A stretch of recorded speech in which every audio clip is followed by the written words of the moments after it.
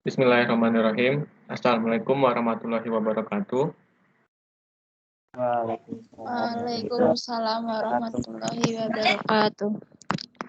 Alhamdulillahirrahmanirrahim. Wabihi nasta'in wa ala umuri dunya waddin. Wassalatu wassalamu ala asrofil anbiya'i wal mursalin wa ala alihi wa sahbihi ajmain. Amma ba'd. Halo semuanya yang sedang menyaksikan video ini. Perkenalkan, kami dari kelompok 9 Usul Fiqh akan menjelaskan tentang pertentangan antar dalil hukum syara. Sebelum kami membahasnya, izinkan saya untuk memperkenalkan anggota kelompok 9. Yang pertama ada Afan Alam, yang kedua ada saya sendiri Adi Mulya, yang ketiga ada Farah Nurul Ain, yang keempat ada Salsa Aledia, dan yang kelima ada Balkis Amalia Putri. Selanjutnya ada topik-topik yang akan kami bahas, yaitu yang pertama ada tentang ta'arud, yang kedua ada pandangan ulama tentang ta'arud al-adillah, yang ketiga ada sebab ta'arud al-adillah, yang keempat ada syarat-syarat dalam melakukan ta'arud al-adillah, yang kelima ada jenis-jenis ta'arud, yang keenam ada metode menyelesaikan ta'arud, dan yang ketujuh ada ta'arud al-adillah dari segi mutlak dan muqayyad. Baiklah, langsung masuk saja kita ke pembahasan yang pertama, itu tentang ta'arud. Ta'arud, kata al-ta'arud secara etimologis artinya menghalangi, mencegah, atau membandingi. Selanjutnya, secara terminologis, ta'arud yaitu pertentangan dua dalil. Antara satu dalil bertentangan dengan dalil yang lainnya. Selain itu, dalam usul fiqh, ada 3 tokoh yang mengemukakan pendapatnya. Yang pertama ada dari menurut Asy-Syaukani, dia berpendapat bahwa pertentangan tidak akan terjadi bila salah satu dalil bersifat qat'i dan dalil lainnya bersifat dzanni. Karena dalil dzanni akan dengan sendirinya menjadi gugur bila dihadapkan pada dalil qat'i. Pandangan yang sama juga dikemukakan oleh Al-Amidi dalam karyanya Al-Ikam. Menurutnya, tidak ada pertentangan antara dalil qat'i dengan dalil dzanni. Oleh karena itu, tidak boleh dilakukan tarjih antara keduanya. Yang kedua, dari Al-Sarakhsi sebagai pengikut Hanafiyah mengemukakan bahwa suatu dalil dikatakan kontradiksi jika kedua dalil atau beberapa dalil yang sederajat mengandung hukum yang berbeda. Suatu hukum dikatakan berbeda jika salah satu dalil mengandung perintah, sedangkan yang lainnya mengandung larangan.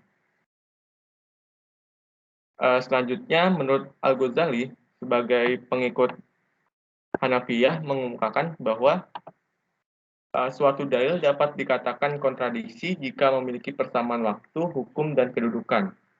Jika tidak sama waktu, hukum, dan kedudukannya, maka hal itu dikatakan tanakud. Maksudnya, sangat jauh kontradiksinya sehingga tidak akan mungkin dikompromikan dan tidak dapat dinaskhkan. Baiklah, selanjutnya akan dijelaskan oleh Saudari Hira. Yang kedua yaitu pandangan ulama tentang ta'arud al-adillah. Mengenai hal ini terdapat 3 pendapat, yaitu dari pertama dari kalangan jumhur usul, kemudian yang kedua dari kalangan mazhab jumhur musawibah atau kalangan ulama yang membenarkan, yang ketiga dari kalangan mazhab fuqaha pengikut Syafi'iyah. Dari kalangan jumhur usul, jika terdapat 2 dalil yang dianggap saling meniadakan atau kontradiksi, maka itu hanya merupakan perkiraan mustahid, bukan hakikat suatu perintah atau permasalahan yang nyata. Kemudian dari kalangan ulama yang membenarkan bahwa ta'arud dapat terjadi secara mutlak, baik pada dalil akli maupun nakli, dan dapat terjadi pada dalil qat'i maupun zani. Kemudian dari kalangan mazhab fuqaha pengikut Syafi'iyah mengemukakan bahwa boleh terjadi ta'arud antara beberapa masalah dan tidak boleh terjadi ta'arud antara dalil qat'i. Kemudian sebab ta'arud al-adilah. Yang pertama, adanya nas atau dalil itu merupakan dalil yang zani al-dalalah. Kemudian yang kedua, Rasulullah SAW diberi hak oleh Allah Subhanahu wa taala untuk menetapkan hukum suatu masalah pada suatu peristiwa dan menetapkan hukum lain pada hakikat masalah tersebut. Dalam peristiwa lain, sesuatu yang diriwayatkan oleh sebagian perawi tentang satu hukum dan sebagian pula ada yang meriwayatkan hukum yang berbeda, maka hal itu dianggap kontradiksi. Kemudian yang terakhir, kadang-kadang ta'arud itu disebabkan adanya salah satu dari dua hadis yang berbeda menjadi nasah atau penghapus bagi dalil yang lain, namun tidak diketahui oleh ulama. Hal itu dapat dianggap terjadi ta'arud padahal tidak. Kemudian selanjutnya akan dilanjutkan oleh rekan saya. Selanjutnya ada syarat-syarat dalam melakukan ta'arud al-adillah. Asy-Syaukani Muhammad Wafa menyebutkan syarat-syarat dalam melakukan ta'arud al-adillah itu ada 5. Yang pertama, hukum yang ditetapkan oleh kedua dalil tersebut saling bertentangan seperti halal dengan haram, wajib dengan tidak wajib, maka yang dipilih adalah yang meniadakan. Karena bila tidak saling bertentangan, maka tidak ada pertentangan. Kemudian yang kedua, objek kedua hukum yang saling bertentangan tersebut sama. Adapun objeknya berbeda-beda, maka tidak ada pertentangan. Kemudian yang ketiga, masa atau waktu berlakunya hukum yang saling bertentangan tersebut sama.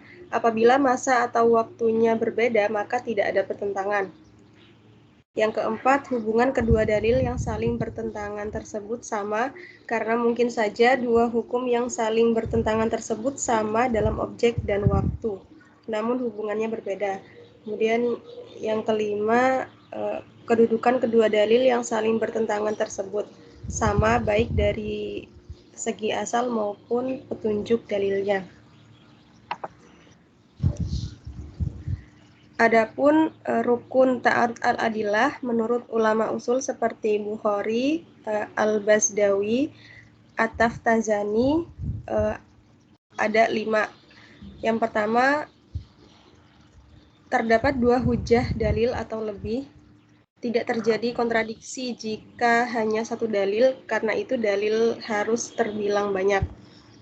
Yang kedua, terdapat 2 dalil yang kontradiksi. Tidak dianggap kontradiksi jika keduanya bukan termasuk dalil, baik pada keduanya atau salah satu dari keduanya. Tidak terjadi kontradiksi antara dua kias dan tidak dianggap kontradiksi antara kias dan istihsan. Yang ketiga, terdapat 2 hujjah saling berlawanan dan bertolak belakang yang menghendaki suatu hukum yang berbeda dengan kehendak dalil lain. Kemudian yang keempat, adanya kedua hujjah yang saling berlawanan itu sederajat dari segi isi saja. Hal itu menurut sebagian ulama seperti pemuka syariat, dan dari segi isi dan sifatnya menurut Al-Basdawi dan Al-Bukhari, mayoritas ulama berpendapat bahwa tidak terjadi ta'arud antara dalil qat'i dan zoni. Kemudian yang terakhir, adanya 2 hukum yang dipahami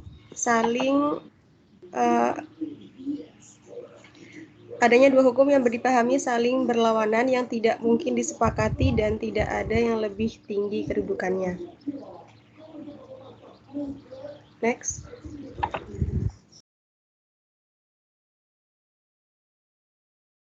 Saya di sini akan menjelaskan jenis-jenis ta'arud. Yang pertama, ta'arud antara dalil qat'i.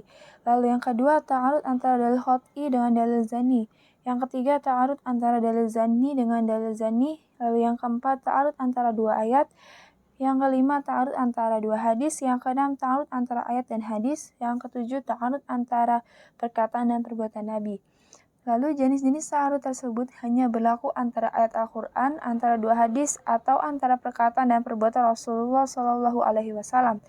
Baik antara kedua dalil itu qat'i atau kedua dalil itu zani. Hal ini dapat dipahami bahwa tidak terjadi antara ayat Al-Quran dengan qiyas atau ijma, antara hadis dengan qiyas atau ijma, antara ijma dan ijma, dan antara qiyas dengan qiyas. Lalu metode. Dalam menyelesaikan ta'arud al-adilah ada 4 cara, yaitu yang pertama nasakh, membatalkan hukum yang ada didasarkan adanya dalil yang datang kemudian mengandung hukum yang berbeda dengan hukum pertama, dan antara kedua dalil itu memiliki derajat yang sama. Lalu tarjih, menguatkan salah satu di antara dua dalil yang kontradiksi tersebut berdasarkan beberapa indikasi yang dapat mendukungnya.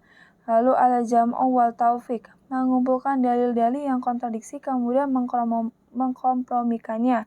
Lalu yang keempat ada tasahud al-dalilain, yaitu menggugurkan kedua dalil yang kontradiksi. Apabila cara ketiga tersebut tidak dapat dilakukan oleh seorang mujtahid, maka boleh menggugurkan kedua dalil tersebut. Maksudnya bagaimana? Maksudnya mujtahid harus merujuk pada dalil lain yang tingkatnya di bawah derajat dalil yang bertentangan tersebut.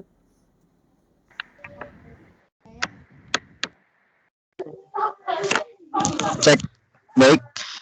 Di sini saya akan melanjutkan materi yaitu ta'arud adilah dari segi mutlak dan muqayyad.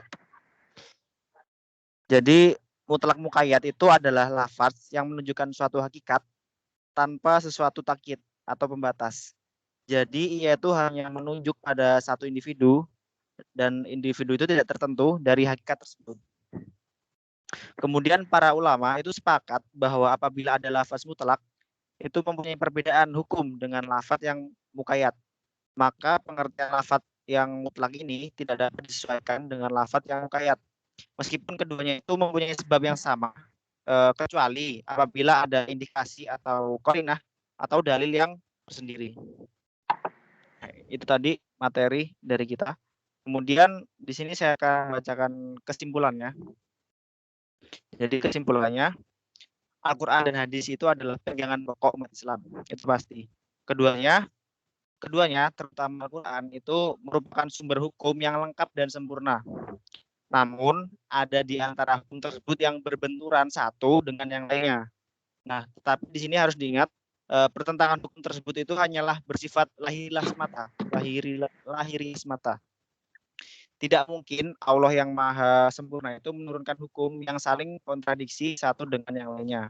Maka banyak solusi yang ditawarkan ulama untuk memecahkan perbenturan antara dalil hukum tersebut. Mulai dalil al-jamu wa atau kif, taksis al-am, nasak, tarjih, takhir, tawakuf sampai tasakut. Nah, tentunya semua solusi tersebut untuk menghilangkan dan mengkompromikan hukum-hukum yang saling bertentangan.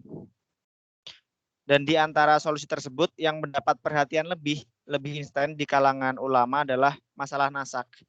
Mereka ini mempertentangkan ada atau tidaknya nasak dalam Al-Quran, juga dalam hal pemaknaan nasak itu sendiri. Kemudian yang harus menjadi perhatian itu adalah bahwa tidak ada pertentangan di antara ayat-ayat Al-Quran. Kalaupun ada, hanyalah bersifat lahiriah. Secara substansial itu tidak bertentangan. Sebab tidak ada ayat Al-Quran yang bertentangan. Apalagi yang dimaksud. Nah, semua ayat Al-Quran itu bersifat operasional.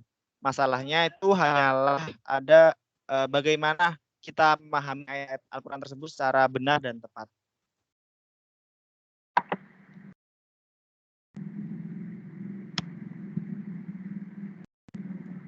Baiklah, mungkin itu saja yang dapat kami sampaikan. Kami mohon maaf apabila ada kesalahan dalam presentasi atau ada yang kurang, dan juga kami ucapkan terima kasih kepada yang sudah menonton. Mudah-mudahan ada manfaatnya.